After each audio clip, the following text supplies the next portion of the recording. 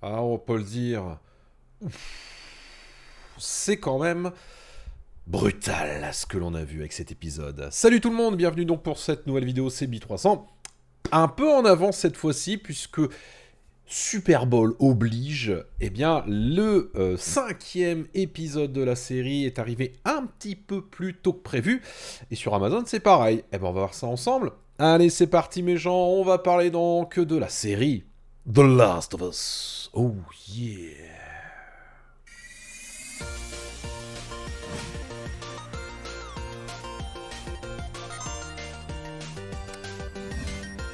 Et oui, c'est parti pour le débrief de l'épisode 5 de The Last of Us, série donc HBO que l'on retrouve sur Prime Video, je le redis à chaque fois, mais vous commencez évidemment à savoir toutes ces choses-là. C'est une série réalisée en très grosse majorité par Craig Mazin, en collaboration avec Neil Druckmann, et c'est vrai qu'avec un épisode, je dirais, un épisode 4 qui a été un peu entre les deux, on va dire ça, en dents de scie.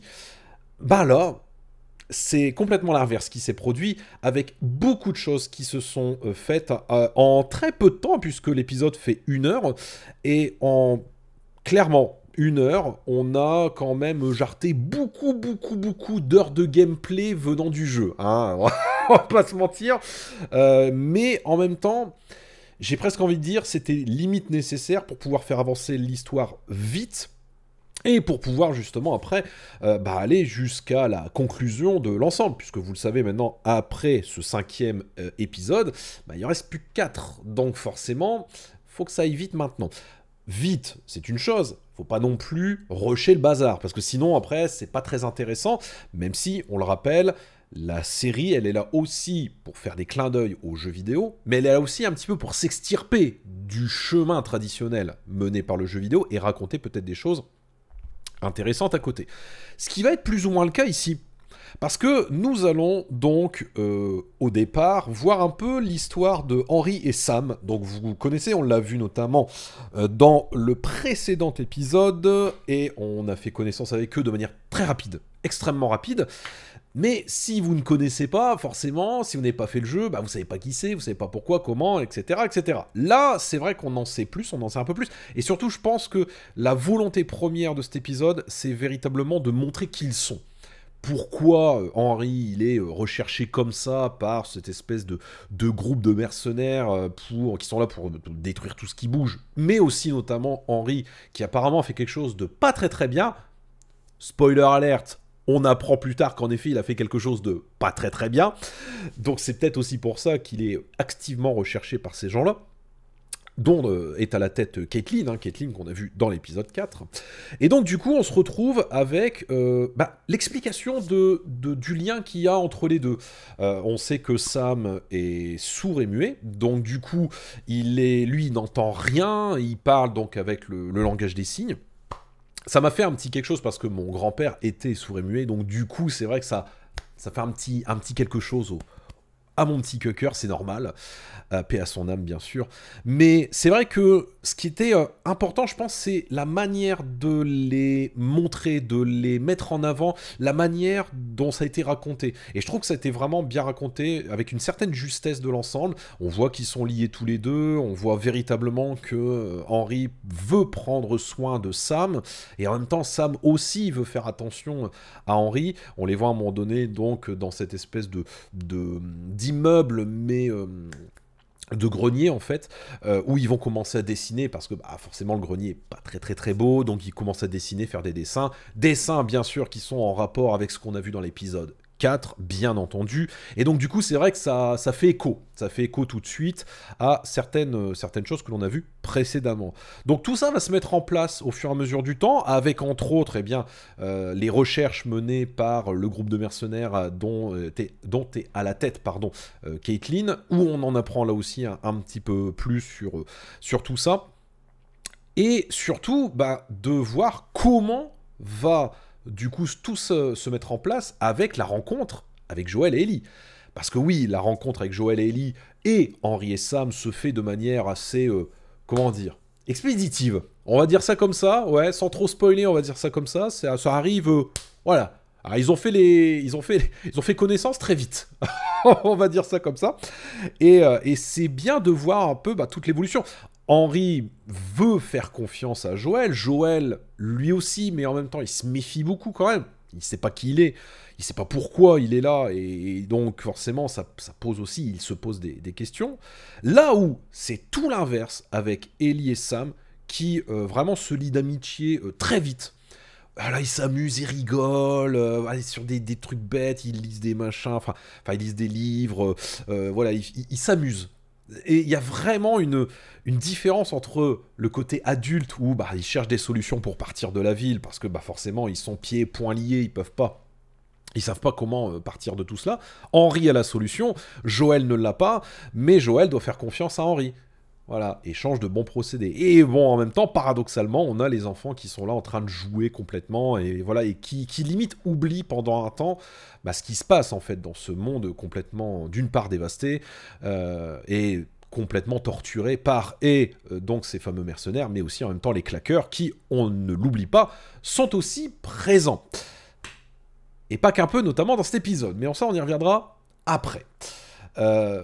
On fera peut-être même une petite partie spoil, je pense, après. Donc l'épisode va vraiment mettre en avant la recherche, en fait, de... tout simplement du départ, de partir de cet endroit, un endroit qui, évidemment, est plus un coupe-gorge qu'autre chose.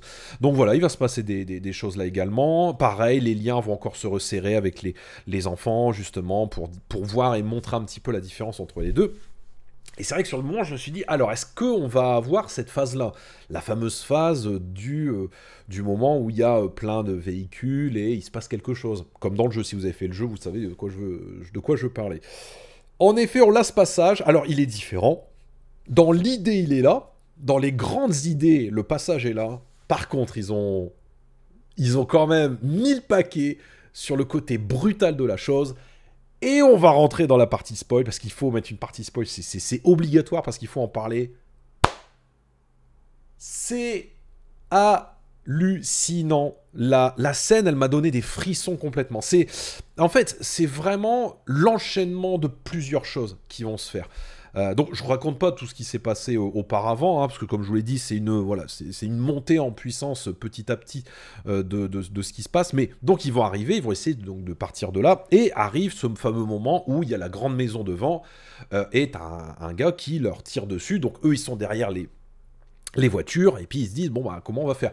Dans le jeu, on a ce passage où justement, nous, on va dans les différentes maisons qui sont sur le côté, pour justement aller déloger le sniper. Et c'est vrai que dans le jeu, cette partie-là est très très intéressante, et plutôt bien foutue même, d'ailleurs, sur un plan global, mais je referme la parenthèse du jeu vidéo, bien sûr. Donc là, ça se passe en pleine nuit. On va donc avoir un Joël qui va tenter de contourner tout simplement parce qu'il dit voilà, il voit pas en pleine nuit, il va me louper à chaque fois, donc c'est bon, je vais pouvoir l'avoir. Il se passe ce qui se passe, en fait c'est un vieux monsieur qui est en bas, enfin qui est en haut, et qui je pense essaie tout simplement de se protéger. Il sait qu'il est foutu, donc il va vouloir viser Joël. Joël, hop, terminé, merci, au revoir. Et donc du coup c'est Joël qui va prendre le relais du fameux sniper. Sniper d'ailleurs avec des munitions illimitées, hein. Je sais pas où il les a toutes les munitions, mais le nombre de balles qu'il utilise dans cet épisode, alors que t'as pas l'impression qu'il y a plus de munitions que ça, à mon avis, il a activé le cheat code munitions illimitées. Ça, c'est fort possible.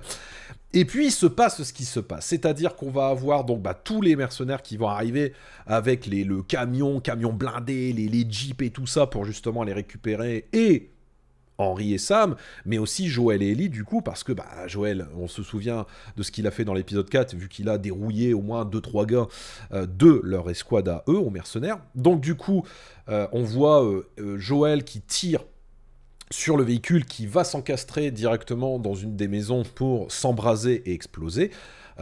Et c'est important. Ce moment-là, il est important forcément. Si vous êtes dans la partie spoil, c'est que vous l'avez vu de toute façon.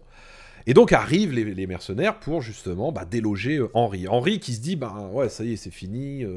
Il y a toujours en fait ce côté où il se sent coupable de ce qui s'est passé, parce qu'en fait il a vendu, entre guillemets, ou en tout cas il a livré quelqu'un qui était le frère de Caitlyn, je crois, mais c'est quelqu'un qui était proche de Caitlyn, donc du coup, il a vendu cette personne-là pour sa survie, et Caitlyn lui en veut complètement. Bon, alors là, il se dit, bon, est-ce que c'est vraiment de ma faute? Est-ce que vraiment on peut considérer que c'est de ma faute? Donc voilà, il s'est toujours un petit peu dit, est-ce que je suis plutôt dans le camp du bien, dans le camp du mal, gentil, méchant? Il se posait toujours la question, et là, elle va essayer de lui retourner le cerveau, en sachant très bien la finalité, c'est qu'elle veut lui loger une balle en plein... Oh, voilà, vous avez compris l'idée, en plein dans la teuté, dans la tête, bien sûr.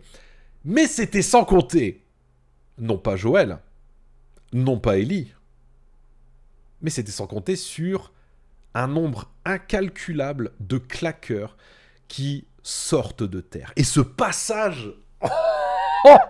ce passage, il est incroyable. Parce que il n'est pas incroyable et surprenant dans le sens où tu te dis, j'ai jamais vu ça de ma vie.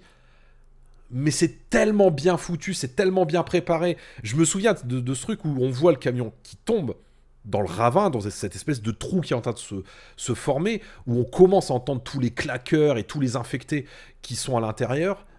Et là, on voit un plan.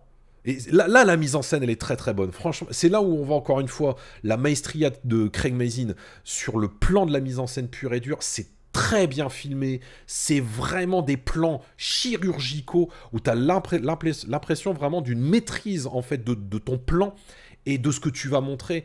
On voit donc les flammes derrière, le plan rapproché sur le trou.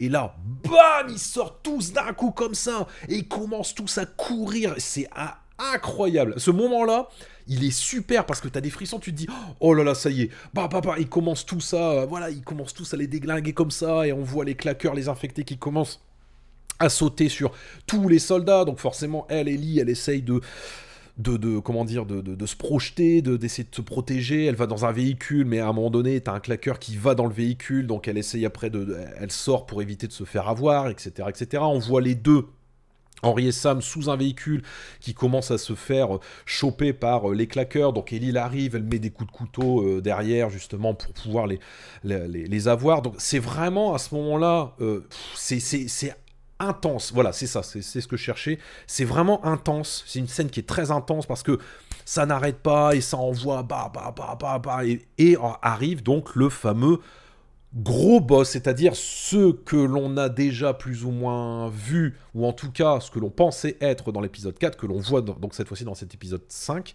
Alors je sais plus le nom de cette bête, mais c'est un espèce de gros claqueur qui arrive, et là pareil, effort de mise en scène, on cible bien, avec les flammes derrière, les autres infectés claqueurs qui sortent, et lui qui commence à sortir comme ça, mais avec une classe, mais un truc, c'est vraiment incroyable. Tu te dis, ok, lui il est pas là pour rigoler, et bien lui il va tout déglinguer sur son passage, et c'est là, une fois de plus, la puissance de la mise en scène, c'est qu'il n'y a pas besoin d'esbrouf technique.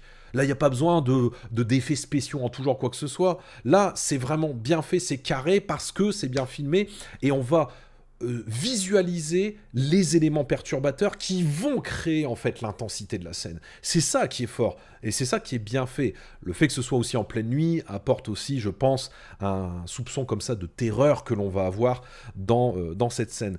Et donc du coup, là c'est parti, ça y est, ça commence à se déglinguer dans tous les sens, et il y en a de plus en plus, donc ils vont essayer de s'échapper. Caitlyn, elle va les voir s'échapper, donc elle se dit dans un dernier sursaut, elle va quand même essayer d'avoir Henry, sauf que non, puisque le claqueur qui est en fait c'est un gamin qui est un claqueur qui était dans le véhicule pour choper Ellie, le claqueur revient pour choper Caitlyn, et là, elle se fait dérouiller comme pas possible. Caitlyn, c'est vrai qu'au début, t'as pas envie de l'apprécier, mais c'est vrai que quand tu comprends le pourquoi du comment, tu te dis, bah ouais, mais bon, l'autre, pour sa survie, il a livré quelqu'un qu'elle aimait bien. C'est compliqué, hein. Dans ces moments-là, en fait, on sait jamais comment réagir. Quelle est la part de bien, quelle est la part de mal, quelle est la limite, finalement, entre le bien et le mal. Dans ces moments-là de survie intense, qu'est-ce qu'on ferait ? Ça, c'est la vraie question, hein, finalement, c'est la vraie question. Donc voilà, la scène, elle se passe, et je me suis dit, punaise, super, mais j'en attends une autre. Et je me suis dit, est-ce qu'ils vont le faire ? Parce que cette scène dans le jeu, elle est ultra poignante, elle est ultra forte. Quand tu finis ce passage-là, tu fais... T'hallucines, quoi, dans le jeu. Eh ben, ils l'ont fait. Et voilà, encore une fois, il n'y a pas d'esbrouf, hein.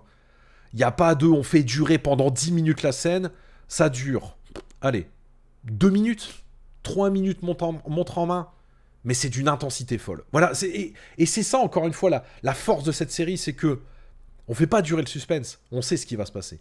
Bam, 2-3 minutes, c'est réglé. Donc, on apprend et on voit que dans l'épisode, bah, Sam a été infecté, tout simplement. Voilà, il s'est fait mordre, donc il a été infecté. Donc on sait la finalité de tout cela.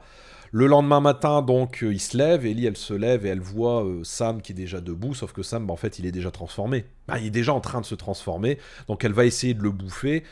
Donc ils sortent de la chambre, là où ils étaient avec eux, ensemble avec Joël, Sam, enfin Joël, Henry et tout ça et tout ça. Et là, Henry, bah, il prend le flingue, il dit à Joël de ne pas bouger, en gros, pour faire simple. Et sur un réflexe, il voit que Ellie, elle va se faire bouffer, et il tire sur son frère, Sam. Et là, il se dit, qu'est-ce que j'ai fait, qu'est-ce que j'ai fait? Il est en état de sidération, en fait. Il est en état de pas, même pas de panique, mais il sait plus. Il sait plus ce qu'il a fait. Il sait ce qu'il a fait. Mais je pense qu'il veut pas l'accepter, mais il sait ce qu'il a fait. Donc, il est là, il cherche, il fait, qu'est-ce que j'ai fait, qu'est-ce que j'ai fait, qu'est-ce que j'ai fait? Et on sait ce qui va se passer après. Bah, comme il a tué tout simplement son frère, qui était infecté, donc c'était trop tard. Quoi qu'il arrive, c'était déjà trop tard. Bah, comme en fait, il l'a tué, je pense qu'il s'est dit que ça servait plus à rien. Boum. Il retourne le flingue contre lui, et il se passe ce qui se passe. Donc scène extrêmement forte dans le jeu, qu'on retrouve ici, avec d'ailleurs, à un moment donné, je trouvais ça bizarre, c'est vrai que Ellie, elle a une réaction où je me serais dit, elle aurait crié de toutes ses forces, là elle crie pas, on a l'impression que elle a un peu surjoué à ce moment-là, ce moment de... Bon, c'est un détail, mais ouais, je l'ai pas trouvé convaincante à ce moment-là, en tout cas. Là où j'aurais préféré peut-être, et j'aurais apprécié qu'elle soit peut-être un peu plus naturelle dans ce moment-là. Mais bon, voilà, je chipote bien sûr. Mais en tout cas, cette scène, on l'a eue, et elle était d'une puissance dingue. Mais pourquoi? Parce que déjà dans le jeu, elle était d'une puissance dingue. C'est ça aussi toute la différence, et c'est ça aussi qui fait toute la force de la série. Ils vont donc enterrer les corps pour ensuite repartir comme il se doit, évidemment. Fin du spoil. Bah, c'était un très bon épisode. Honnêtement, c'était un très bon épisode. C'est pas vraiment le point de non-retour, parce qu'il y a encore des choses qui vont se passer, mais on sent vraiment, là, une fois de plus, l'envie de... Ça y est, on commence véritablement à montrer les choses essentielles, on commence à montrer à quel point, là, ça devient important, le scénario, à quel point on commence à se rapprocher un petit peu de la fin, même si on n'y est pas encore, mais vous avez compris l'idée. Et franchement, cet épisode, je l'ai trouvé très intéressant, je l'ai trouvé bien fait, bien construit, bien filmé, bien mis en scène, une fois de plus, notamment dans ce dernier quart qui est complètement dingue, à ne plus savoir qu'en faire. Et c'est vraiment... ça remonte en fait un peu le niveau par rapport à un épisode 4 qui était un peu...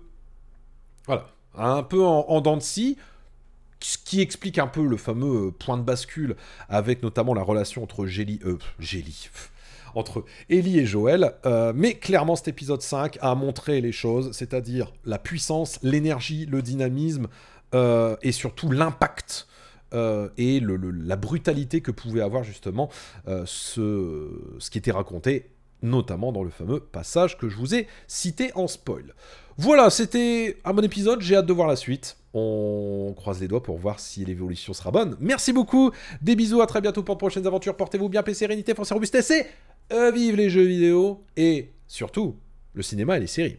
Salut tout le monde, et à la prochaine. Ciao, ciao, ciao.